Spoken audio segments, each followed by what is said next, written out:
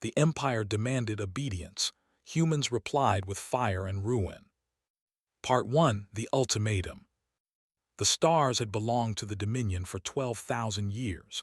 Every species in the Orion Spur knew this truth. They knew it in their bones, in their blood, in the stories their grandparents told their children. They were the masters of the galaxy. Their word was law. Their fleets were endless.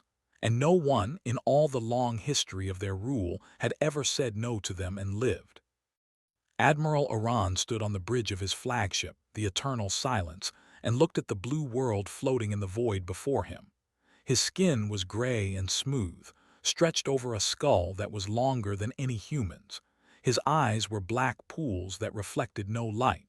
He had commanded the subjugation of 37 worlds in his career. This one, he thought, would be the 38th. "Open a channel," he said. His voice was calm. It was always calm. He had never needed to raise it. The communications officer touched a panel, and the channel opened.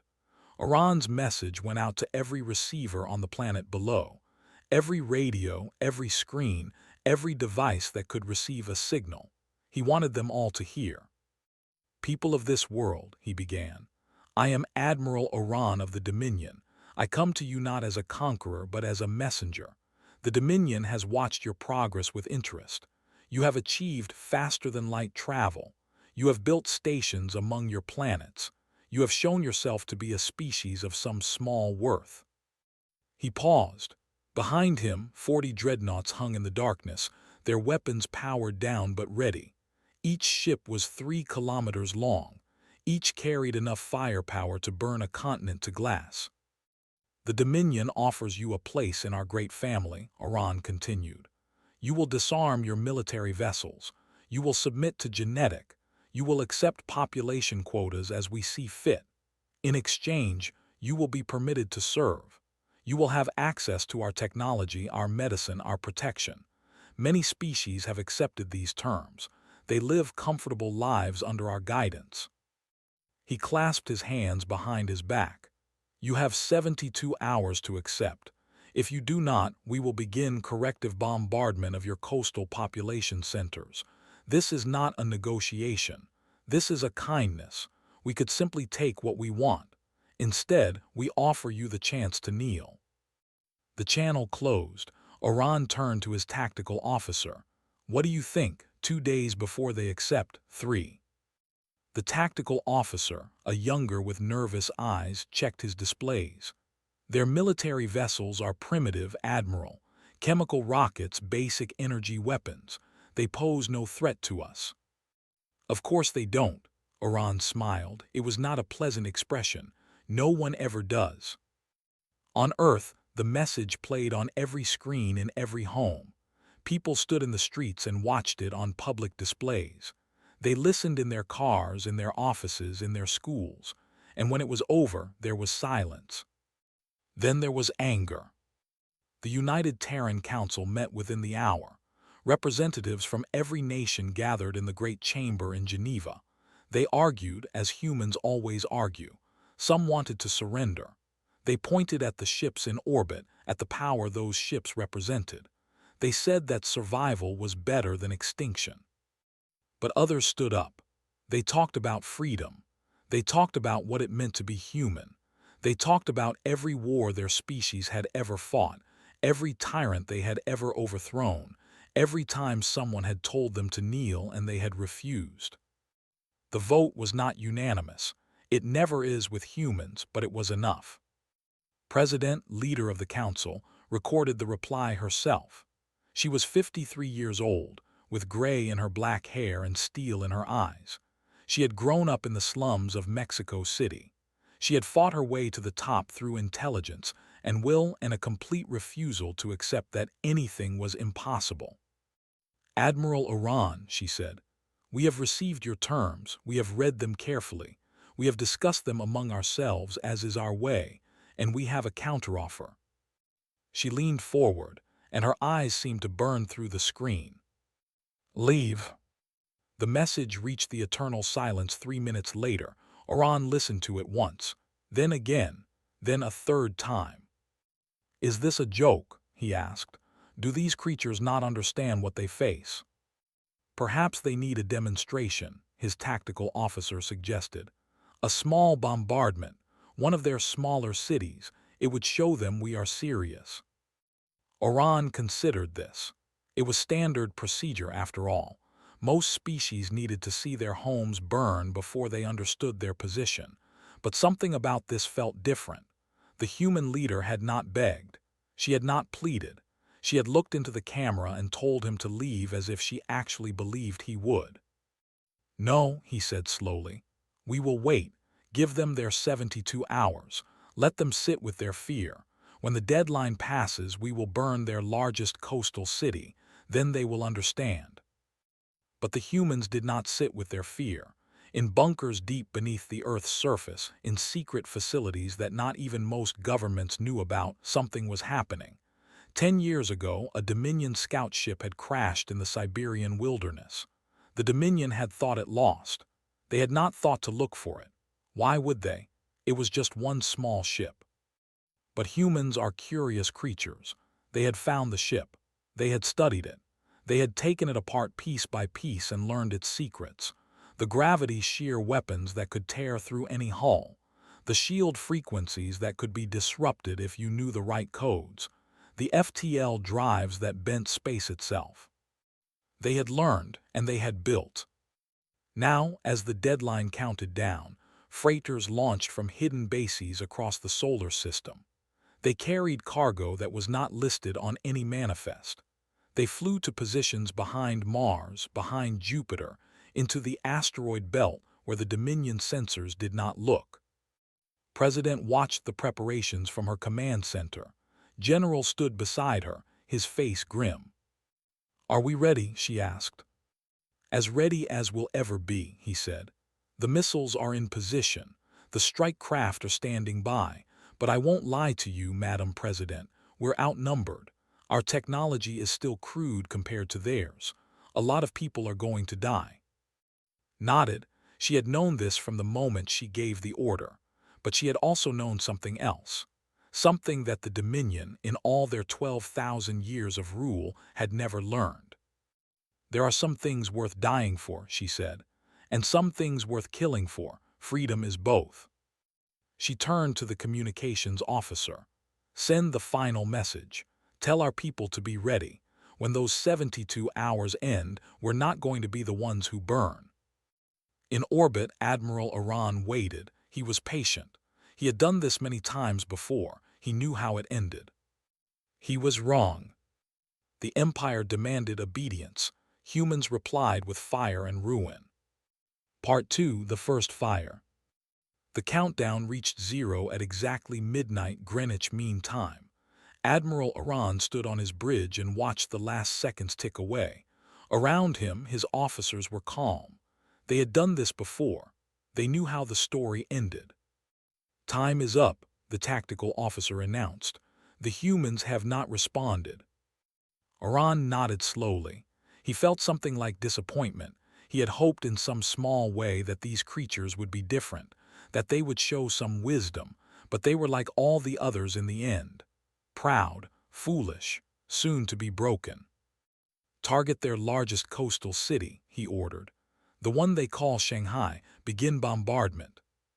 The weapons officers touched their controls. Across the fleet, 40 dreadnoughts powered their main guns. Energy gathered in the barrels, building to a point of terrible brightness. In 30 seconds, 20 million humans would die. 20 seconds. 10 seconds. 5 seconds. The first missile hit the eternal silence like the fist of an angry god. Iran was thrown from his feet as the ship shook around him. Alarms screamed. Lights flickered and died. He pulled himself up, his gray skin pale with shock, and stared at the tactical display. It made no sense. The display showed missiles, hundreds of them coming from behind Mars. But that was impossible. The humans did not have weapons that could threaten a Dominion dreadnought. They did not have missiles that could cross such distances. They did not have the technology. Another impact, another. The ship screamed as its hull tore open. "What is happening?" Oran shouted. "What are those weapons?" His tactical officer was staring at his screens with wide, terrified eyes. "Admiral, the missiles. They carry gravity-shear warheads, our own weapons. How do they have our own weapons?" Oran did not answer. He was watching his fleet die. 7 dreadnoughts were gone in the first minute. The missiles had come in fast and silent, their drives running cold until the last moment. The Dominion's point defense systems, designed to stop the primitive weapons of lesser species, were useless against warheads that simply tore space apart when they detonated. The righteous fury vanished in a flash of twisted light. The hammer of order broke in half, its crews spilling into the void. The Dominion's Pride, the largest ship in the fleet, folded in on itself like paper as a gravity-shear warhead opened a hole in reality where its reactor used to be. "All ships scatter," Oran commanded. "Evasive maneuvers, return fire on those launch positions." His fleet obeyed, but they were confused and afraid. They had never faced real resistance before. They had never lost ships to an enemy they were supposed to subjugate. Their formations broke apart as each captain tried to save his own vessel. And then the humans came. They emerged from the asteroid belt in waves. Their ships were ugly things, blocky and angular, built for war rather than beauty. They were small compared to Dominion dreadnoughts, but they were fast and numerous. And they were piloted by creatures who did not know how to surrender. Commander James Reaper led the first attack wing. He was 34 years old, a former fighter pilot who had been flying since he was 16. He had never seen real combat before today. None of them had, but he had trained for this moment his entire adult life. "All wings engage," he ordered. "Target their weapon systems, make them blind." His pilots obeyed. They flew straight at the Dominion ships, weaving through point defense fire that would have destroyed any sane pilot. They lost ships, dozens of them, pilots screaming as their craft exploded around them. But they kept coming. The Dominion had never seen anything like it. Their tactical doctrines were built on the assumption that enemies would try to survive, that they would retreat when losses became heavy, that they would value their own lives above victory. The humans did not retreat. When their weapons failed, they rammed. When their ships were crippled, they flew them into enemy hulls and detonated their reactors. They died by the hundreds and they kept coming. On the bridge of a dying dreadnought, Admiral Oran watched a human strike craft fly directly into his weapons array. The pilot could have ejected. He could have tried to escape. Instead, he saluted through his cockpit window and hit the self-destruct. The explosion took out half of the Eternal Silence's main guns. "They're insane," Oran whispered. "They're completely insane." The battle lasted 6 hours. By the end, the Dominion fleet that had arrived to subjugate Earth was a field of debris. 36 dreadnoughts were destroyed or crippled. Thousands of Dominion soldiers were dead. Oran escaped with 4 ships, 4 out of 40. He ordered a retreat to the nearest Dominion outpost, his hands shaking as he gave the command. Behind him, the human fleet did not pursue. They were too damaged, too exhausted, too busy pulling their own survivors from the wreckage. But they had won. On Earth, people emerged from their shelters and looked up at the sky. The fires of battle were still visible, tiny points of light where ships had died. They did not cheer. They did not celebrate. They knew this was only the beginning. President addressed the planet that night. Her face was tired, her eyes red from tears. She had lost friends in the battle, good people who had given their lives so that others could live free. "Today we won a victory," she said, "but it came at a terrible cost. We lost brave men and women who will never see their families again. We lost ships that took years to build. We lost something of our innocence, the belief that war was something that happened to other people in other times." She paused, gathering herself. "But we also proved something. We proved that we will not kneel. We proved that we will not accept slavery, no matter how powerful the master. We proved that humanity would rather die on its feet than live on its knees. In the command center, General handed her a report. She read it, and her expression hardened. I have just received intelligence that the Dominion is preparing a response. They are gathering a fleet unlike anything we have ever seen. Thousands of ships. They intend to wipe us from existence. The room was silent. People looked at each other, fear in their eyes. So we will not be here when they arrive, continued. We will scatter. We will hide. We will become ghosts in the darkness between stars. And we will fight. Not for ourselves, but for everyone who has ever suffered under the Dominion's rule. We will teach the galaxy that tyranny can be defeated. We will show them that freedom is worth any price. She stood straight, her voice rising. They wanted obedience. We gave them fire. Now we will give them ruin. Far away, Admiral Iran limped toward home with his broken fleet. He carried a message for the High Archon herself, a warning that would shake the foundations of the Dominion. The humans fight without fear of death, and they have learned our weapons. The war had just begun. The Empire demanded obedience. Humans replied with fire and ruin. Part 3: The Burning Crusade. 6 months after the Battle of Saul, the Dominion subjugation fleet arrived at Earth. 2,000 ships dropped out of faster-than-light travel and filled the sky with their shadows. They carried enough firepower to burn the planet 100 times over. The High Archon herself had ordered this fleet assembled. She wanted to make an example. But when they reached Earth, they found nothing. The cities were empty. The military bases were abandoned. The orbital stations had been stripped of everything useful and left as hollow shells. 8 billion humans had vanished into the void like smoke in the wind. Fleet Commander stood on his bridge and stared at the empty world below. His mandibles clicked together in confusion and anger. "Search everything," he ordered. "Find them, find where they went." His ship spread across the solar system. They found nothing. No hidden bases. No secret fleets. No trace of where the humans had gone. It was as if they had never existed at all. The High Archon was furious. She had ruled the Dominion for 300 years. No species had ever her like this. No species had ever dared. "Find them," she commanded. "Search every system in the Orion Spur. Burn every world that shelters them. I want the humans destroyed, and I want the galaxy to watch them die." But the humans were not hiding. They were hunting.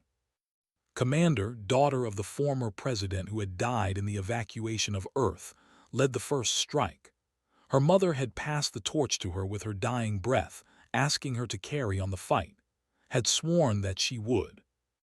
Her target was a Dominion supply depot on the edge of their territory. It held fuel and weapons for 100 ships.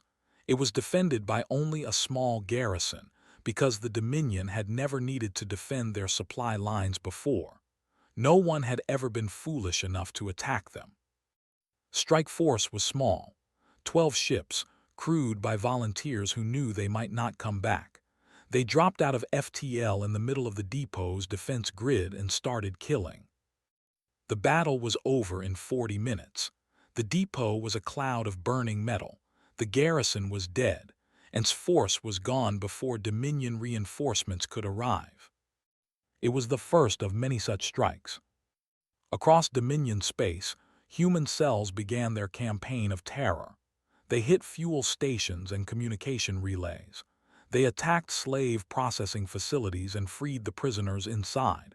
They ambushed patrol ships and stole their weapons. But they did something else too, something the Dominion had not expected. They talked to the slaves. For 12,000 years, the Dominion had ruled through fear and power. The species under their control had forgotten what freedom meant. They had been told that resistance was impossible, that the Dominion could not be defeated, that their only choice was to serve or die. The humans told them a different story. On Prime, a human agent named Sarah met with leaders of the underground resistance. They were a gentle species, their bodies covered in soft blue fur, their eyes large and sad. They had been slaves for 6,000 years. "The Dominion can be beaten," Sarah told them. "We proved it at Sol, 40 of their dreadnoughts against our makeshift fleet, and we won. They're not gods. They're not unstoppable. They're just bullies who have never faced anyone willing to fight back." The leader, an elder named Grandmother Wind, shook her head slowly. "You do not understand. We have tried to resist before. Many times. Every time they burned our cities and killed our children. We cannot take that risk again." Sarah leaned forward. "What if I told you that you wouldn't be alone? What if I told you that we could give you weapons, training, ships? What if the next time they tried to burn your cities, you could burn them instead?" Grandmother Wind was silent for a long moment. Then she asked a question that no had asked in 3,000 years. "When do we start?" The same scene played out on 100 worlds. A warrior species who had been forced to serve as soldiers for the Dominion began to turn their weapons on their masters. The crystalline singers of Nine, whose beautiful voices had been exploited for Dominion entertainment, started singing songs of rebellion. The tunnel dwelling, who had mined precious metals for the Dominion for collapsed mines on top of their overseers. And everywhere humans were there, training, arming, teaching. Commander led the most daring raid of all. Her target was the shipyards of Prime, where the Dominion built half its warships. The facility was massive, stretching across 3 moons, staffed by 30,000 slave workers who had never known any other life. His plan was simple but insane. She would take a small team, infiltrate the shipyards disguised as a maintenance crew, and plant explosives on the main reactors. Then she would broadcast a message to the slaves, telling them that rescue ships were waiting. Anyone who wanted freedom could take it. Her officers told her it was suicide. She went anyway. The infiltration took 3 days. 3 days of pretending to be servants, of keeping her head down, of watching the Dominion overseers beat workers for moving too slowly. 3 days of planting explosives one small charge at a time. On the 4th day, she broadcast her message. "Workers of Prime, my name is I am a human. You have heard stories about my people, about how we defeated the Dominion at Sol. Those stories are true, and now we are here to offer you the same chance we took." She took a breath. "In 15 minutes, this facility will be destroyed. But before that happens, escape pods will launch toward the outer moon. Human ships are waiting there. Anyone who boards those pods will be taken to safety. You will be given food, shelter, and a choice. You can live free among us, or we will take you anywhere in the galaxy you want to go." She paused. "For 12,000 years, the Dominion has told you that resistance is impossible. They lied. We are the proof. Today, you can become proof too." The explosions began exactly on schedule. The shipyards came apart in a cascade of fire and light. A decade's worth of warship production vanished in moments. But that was not the victory. The victory was the 30,000 slaves who ran for the escape pods. The victory was the look on their faces when they saw human soldiers waiting with open hands instead of weapons. The victory was the first child to be born free in 6,000 years, delivered on a human rescue ship while the shipyards burned behind them. The Dominion called a terrorist. They put a bounty on her head larger than the wealth of most worlds. The slaves called her something else. They called her the Torch. And wherever she went, fires began to burn. The Empire demanded obedience. Humans replied with fire and ruin. Part 4. The Coalition of Ashes. The High Archon of the Dominion had not felt fear in 200 years. She had forgotten what it tasted like. Now, sitting on her throne of black crystal, she remembered. Her empire was burning. Not quickly, not all at once, but steadily. Like a fire that starts small and grows until it consumes everything. Every week brought new reports of attacks. Supply lines cut. Communication relays destroyed. Slave worlds in open revolt. And the humans, always the humans. We cannot find them, her fleet commander admitted. They strike and vanish. They have no anymore, no central base we can destroy. They are everywhere and nowhere. The High Archon's claws scratched against her throne. Then burn everywhere. Burn every world that shelters them. Burn every species that aids them. If we cannot find the humans, we will destroy everything they might hide behind. But it was too late for that. The fire had spread too far. On the dead moon of, where the Dominion had once tested weapons that could crack planets, representatives of 17 species gathered in secret. They came in hidden ships, through routes that had been forgotten for. They came because a human had asked them to come. General stood before the assembly. He was an old man now, his hair white, his body from a dozen battles. He had been fighting the Dominion for 3 years, ever since Earth fell. He had watched friends die. He had ordered others to their deaths, and he had never stopped believing that they could win. "Thank you for coming," he said. "I know what it cost you, I know the risks you took, but I also know why you came. You came because you're tired, tired of kneeling, tired of serving, tired of watching your children grow up in chains." He looked around the room. He saw with their soft blue fur and sad eyes, warriors with scales like armor and claws like knives, crystalline singers whose bodies chimed softly when they moved.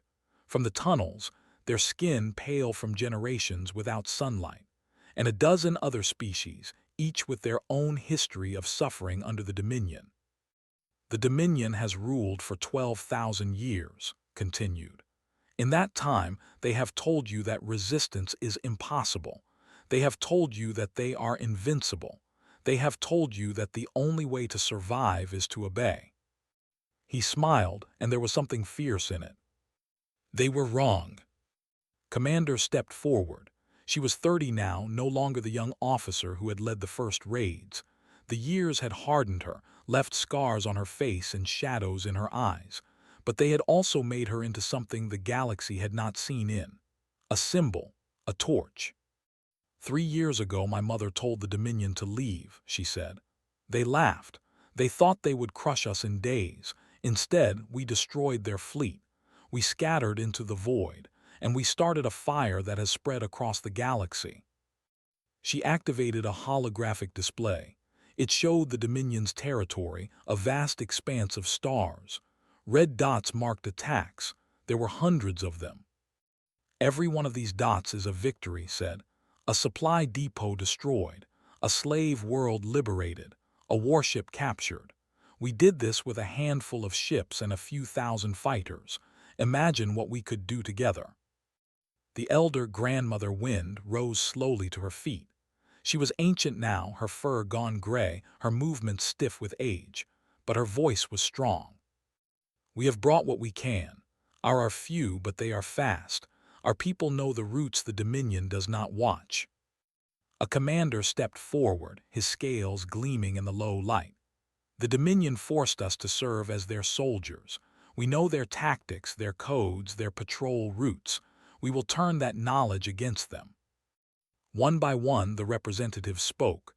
Each offered what they had: ships, soldiers, information, resources. By themselves, none of them could threaten the Dominion. Together, they were an army. Then the crystalline singers made their offer. Their leader, a being called Harmony of Breaking Dawn, chimed softly before speaking.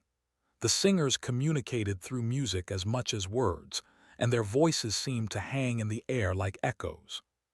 50 years ago, one of our people stole something from the Dominion, a weapon, a planet cracker, taken from a damaged warship and hidden on our. We have waited 50 years for someone brave enough to use it." The room went silent. Planet crackers were the Dominion's ultimate weapons. They could destroy entire worlds in moments. The Dominion used them rarely, but their existence kept their subjects in line. The threat was enough. "You want us to crack a planet?" General asked carefully. "No," Harmony replied. "We want you to crack the right planet." "Understood." She looked at and she saw that he understood too. She said, The room erupted. Everyone spoke at once. Some said it was impossible. There was the most defended location in the galaxy. The Dominion's entire home fleet was stationed there. The orbital stations alone carried enough firepower to destroy a moon. Others said it was necessary. Kill the head and the body dies. Destroy the High Archon and her court, and the Dominion would collapse into chaos. Raised her hand, and slowly the room quieted. "I know what you're thinking," she said. "You're thinking that this is insane, that it can't be done, that we'll throw away everything we've built on an impossible attack."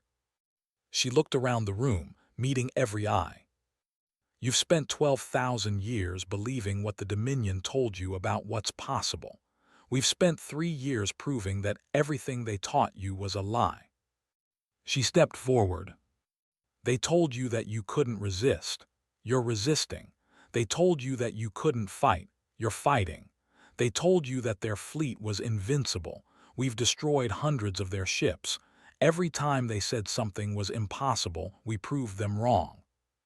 Her voice rose. "So yes, attacking is insane. It's impossible. It can't be done. And we're going to do it anyway, because that's what free people do. They look at impossible things and they say, 'Watch me.'" The vote was not unanimous. It never is, but it was enough. The Coalition of Ashes was born that night.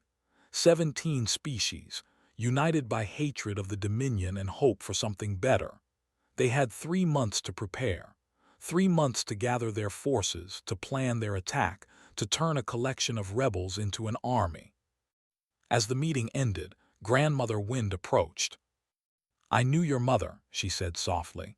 "We spoke once, years ago, through a smuggled communication. She told me that her people had a word for creatures like her, for people who refuse to accept that anything is impossible."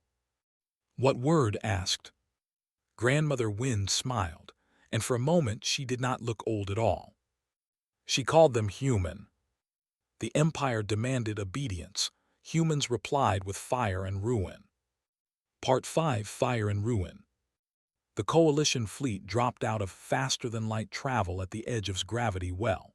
4,000 ships, gathered from 17 species, the largest rebel force the galaxy had ever seen. They looked ragged compared to the Dominion's gleaming warships. Converted freighters flew beside stolen dreadnoughts, pulsed with organic light next to the angular human strike craft. But they were here. Against all odds, against all reason, they were here. Commander stood on the bridge of her flagship, the Torch of Freedom. It was not a large ship. It was not a beautiful ship. But it had carried her through 3 years of war, and it would carry her through this final battle. "All ships report status," she ordered. The responses came in. Green lights across the board, every ship ready, every crew prepared to fight. Across the void, the Dominion home fleet was waiting for them. 12,000 ships arranged in perfect formation around them. Behind them, orbital stations bristled with weapons that could crack moons. At the center of it all, the palace of the High Archon gleamed like a black jewel on the planet's surface. The High Archon herself broadcast a final message. Her voice was cold and ancient, filled with contempt. "Insects, you come to my throne with your stolen ships and your pathetic alliance. You think you can threaten me. You think you can defeat an empire that has ruled for 12,000 years. I have crushed rebellions before you were born. I will crush you, and then I will burn every world you came from. Your names will be forgotten. Your species will be erased. You will be nothing but ash on the winds of history." Smiled, it was not a kind smile. "Your Majesty," she replied, broadcasting on all frequencies. "We've heard threats like that before. At Sol, when your admiral promised to burn our cities. At Prime, when your commanders swore to hunt us down. At every battle for the last 3 years. And here we are, still fighting, still free, still coming for you." She leaned forward.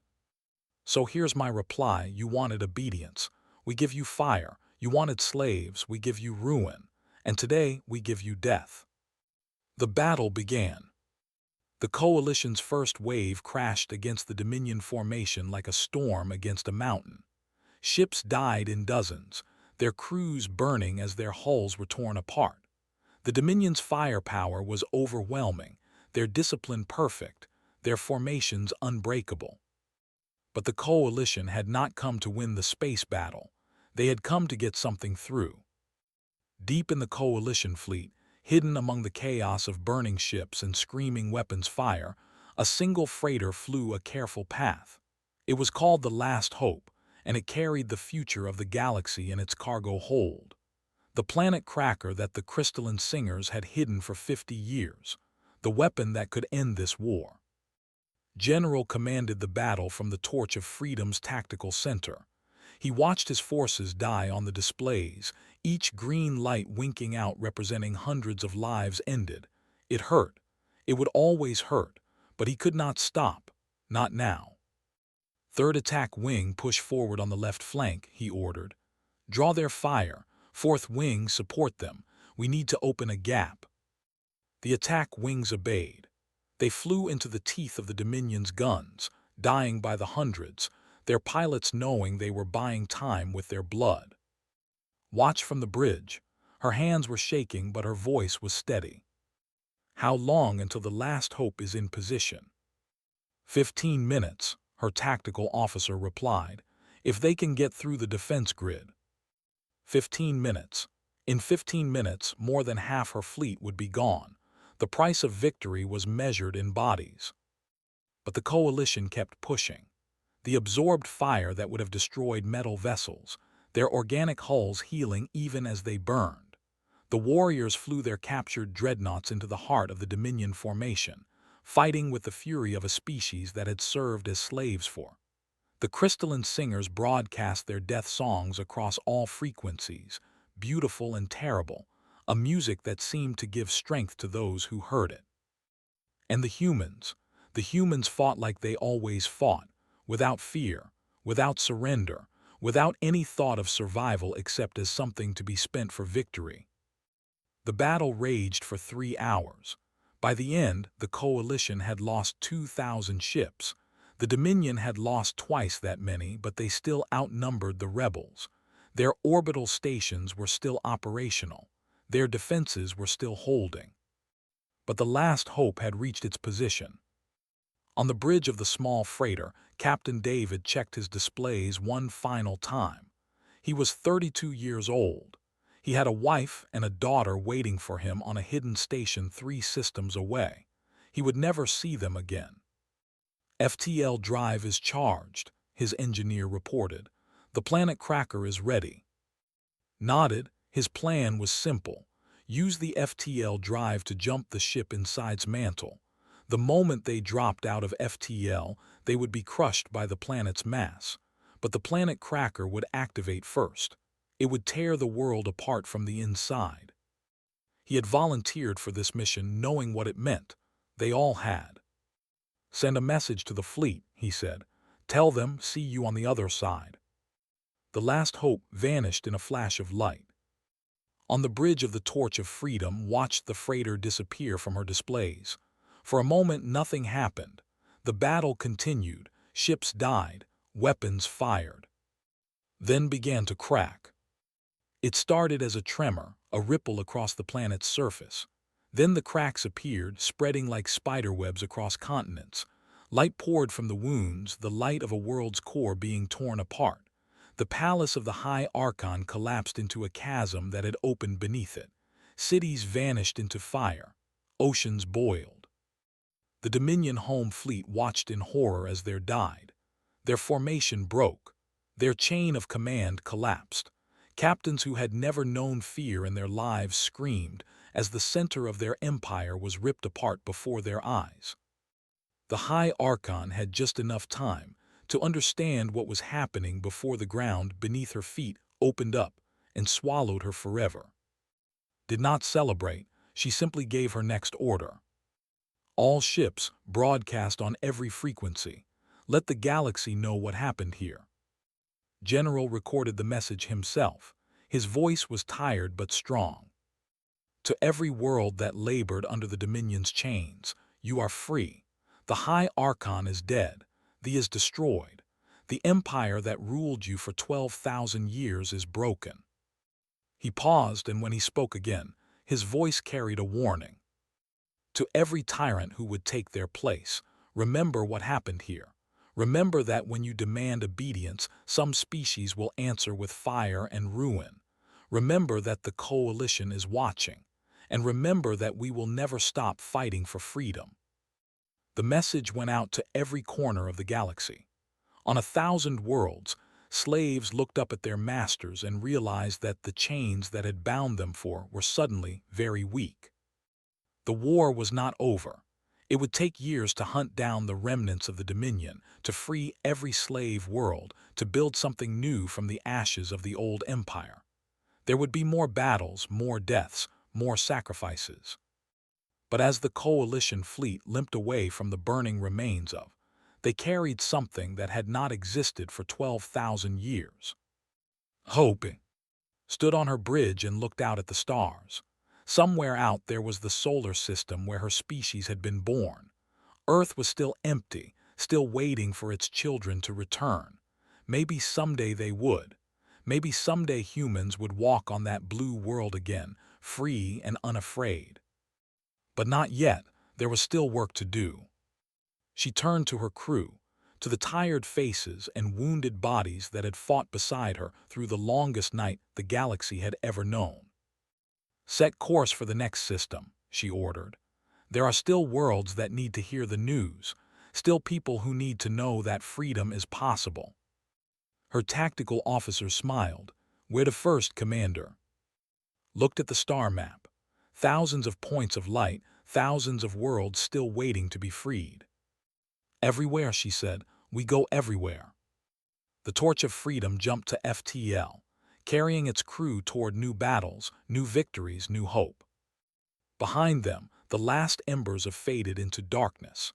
The empire that had demanded obedience for 12,000 years was gone forever. In its place, something new was being born. Something free.